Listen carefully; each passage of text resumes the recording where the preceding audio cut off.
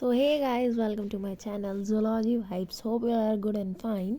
So आज हमारा वो लेक्चर स्टार्ट होने वाला है जिसका आप सबको बहुत ज़्यादा ही इंतज़ार था. आज हम अपना एक नया कोर्स स्टार्ट कर रहे हैं और इसमें एक नई पहली यूनिट स्टार्ट कर रहे हैं इसकी, which is the integumentary system. Start करते हैं अपना आज का लेक्चर. ओके. तो जो इंटेगुमेंट्री सिस्टम होता है, ये वर्ड कहाँ से आया है? बेसिकली जो इंटेगुमेंट है, ये वर्ड है लेटिन से आया है. लेटिन वर्ड है इंटेगुमेंटम, जिसका मतलब होता है कवरिंग. ठीक है.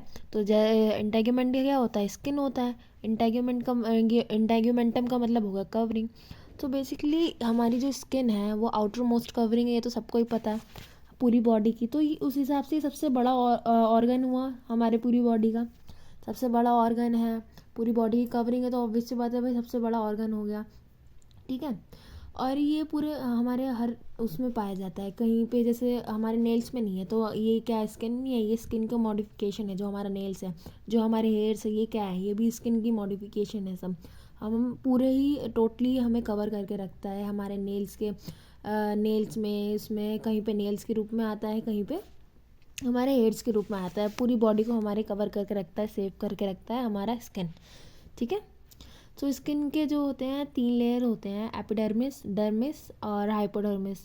और इसमें कुछ ग्लैंड्स भी पाए जाते हैं, जैसे सबसीशियस ग्लैंड और ये स्वेट ग्लैंड. ये सारे ग्लैंड्स भी जो है हमारे स्किन में ही पाए जाते हैं. मॉडिफिकेशंस होती है वो स्किन की, हेयर्स, नेल्स वगैरह, ये सब मॉडिफिकेशन होती है. यहाँ पर आप सिंपल सा एक डायग्राम देख सकते हैं. ये हेयर ग्रो हो रहा है, ये एपिडर्मिस है, डर्मिस है. और ये जो सबक्यूटेनियस लेयर है, इसी को हम हाइपोडर्म कहते हैं.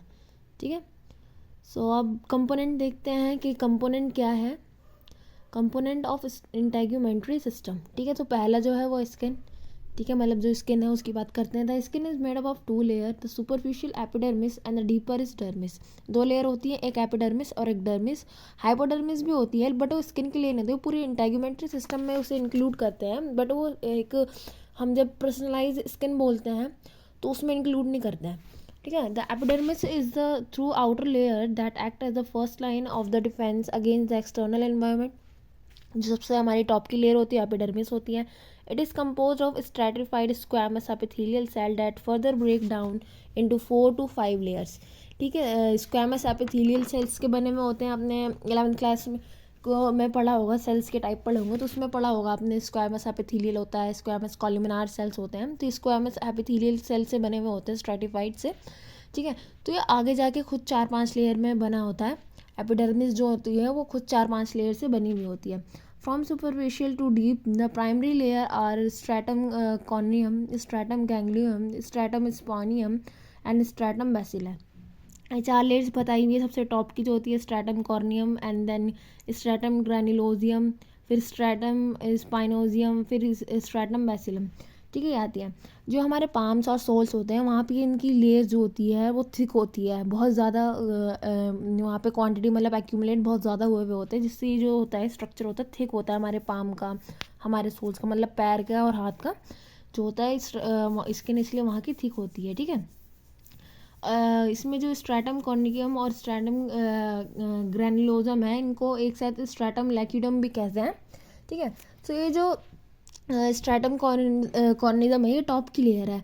ये ग्रोथ होती रहती है, इसकी ग्रोथ होती रहती है. इसके जो नीचे सेल्स होते हैं ग्रैनुलोजम वगैरह, स्ट्रैटम ग्रैनुलोजम, इनकी जो होती है ग्रोथ होती रहती है. और वो आगे जाके, जैसे हमारे अभी हमें जैसे खरोच लग गई, किसी भी चीज़ से कट लग गया, जो स्ट्रैटम कॉर्नियम है वो हट जाएगा. फिर उसकी जो नीचे वाली लेयर थी वो ग्रो होके वो नया स्ट्रैटम कॉर्नियम बना लेगी. ठीक है. यहाँ पे आप इसका क्लियरली डायग्राम देख सकते हैं. इसकी सारी लेयर्स दिखाई हुई हैं यहाँ पे, लाइन टू लाइन दिखाई गई है. ठीक है. Just a second.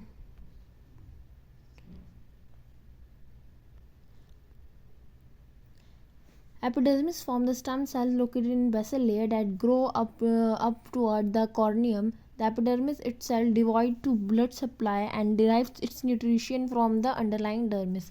एपिडर्मिस क्या है तो बहुत अच्छा, बहुत बहादुर है भाई. पूरी बॉडी की कवरिंग करता है, पूरे हमें किसी भी खरोच को चोट से सबसे पहले खुद वो कहते हैं. लेकिन है ये बच्चे की तरह जैसे जैसे एम्ब्रॉय जब डेवलप हो रहा था, जैसे वो प्लेसेंटा से लेता है अपना जो भी न्यूट्रिशन है वो प्लेसेंटा के थ्रू लेता है, जो अपने मैटरनल साइड से प्लेसेंटा के थ्रू लेता है। तो सिमिलरली इसके डर्मिस में जो होते हैं वेस्कुलराइजेशन होती है, डर्मिस हाईली वेस्कुलराइज्ड होती है, उसी में जो भी नर्व्स हैं, जो भी ब्लड वेसल्स हैं, सब उसमें ही प्रेजेंट होते हैं। और ये जो एपिडर्मिस है ये डर्मिस के थ्रू ही अपना सारा न्यूट्रिशन इनटेक करता है, ठीक है। The dermis is the underlining connective tissue frame that supports the epidermis. It further subdivided into two layers, the superficial papillary dermis and the deeper reticular dermis. Dermis होती है epidermis के नीचे वाली layer होती है जो सपोर्ट करती है एपिडर्मिस को और क्या करती है, न्यूट्रिशन प्रोवाइड करती है, ठीक है।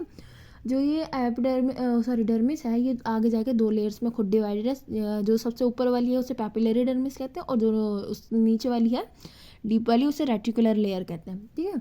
जो पैपिलरी लेयर है form of finger like projection into the epidermis known as dermal papillae and consist of highly vascularized loose connective tissue, ठीक है।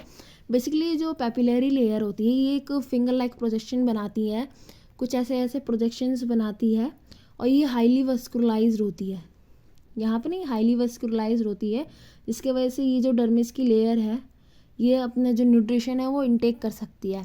और ये जो रेटिकुलर लेयर होती है इसके जो कनेक्टिव टिश्यू होते हैं वो डेंस होते हैं और आपस में टाइटली पैक होते हैं जिससे एक स्ट्रक्चर, एक रिजिडिटी प्रोवाइड करते हैं ये एपिडर्मिस को भी और हमारी पूरी स्किन को भी, ठीक है। The dermis as a whole contain blood and lymph vessel, nerve, sweat gland, hair follicles and various other structures embedded with the connective tissue. जो हमारा एपिडर्मिस है उसके पास बहुत सामान होते हैं भाई, ब्लड वेसल्स उसके पास, लिम्फ वेसल उसके पास, नर्व, स्वेट ग्लैंड, जितने भी ग्लैंड्स होते हैं। जब हमारा हेयर ग्रोथ होता है कहीं पे भी तो उसका जो फॉलिकल्स होता है इवन वो भी डर्मिस में ही प्रेजेंट होता है, ठीक है।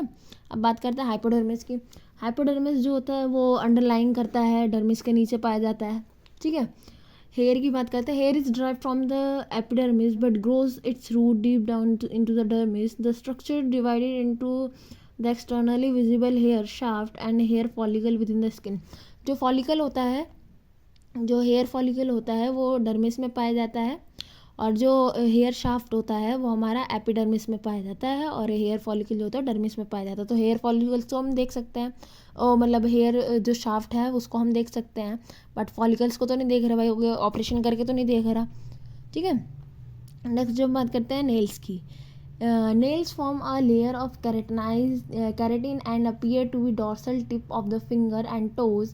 The nails growth begin at nail matrix that creates new cells and pushes old cell out distally.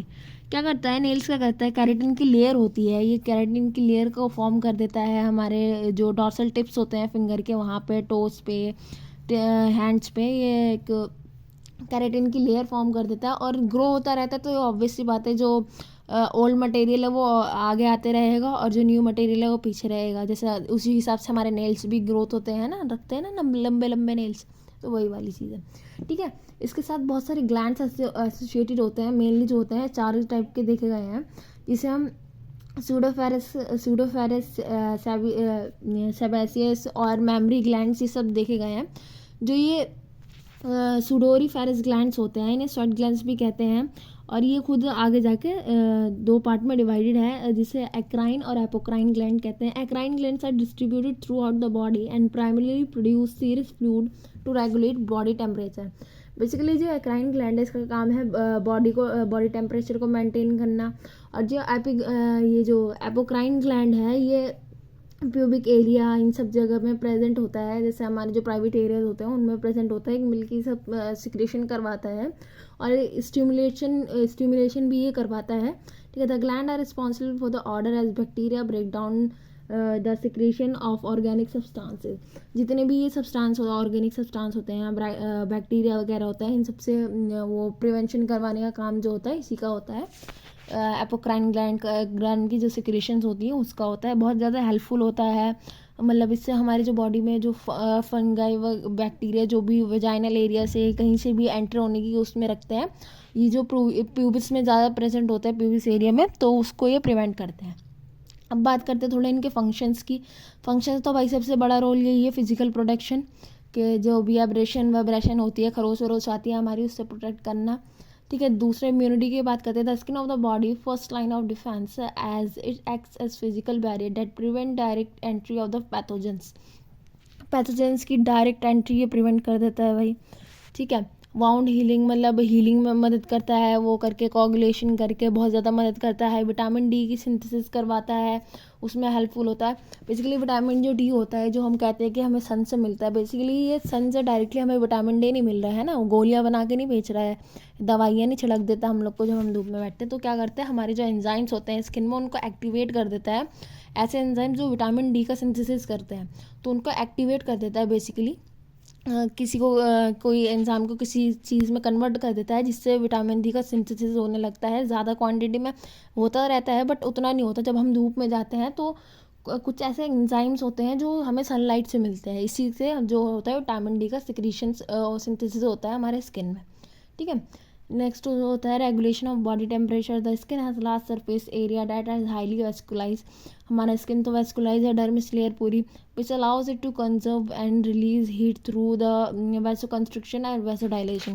Basically क्या होता है, जब हमें ठंड लगती है तो हमारी बॉडी क्या होती है, सिकुड़ जाती है। हमारे स्किन के जो हेयर्स फॉलिकल होते हैं वो एकदम खड़े हो जाते हैं, मतलब जैसे गूज बम्स आ जाते हैं, ये सब आ जाते हैं ना। तो बेसिकली ये टेम्परेचर को मेंटेन करने के लिए होता है, टेम्परेचर का रेगुलेशन जो होता है इसी से होता है।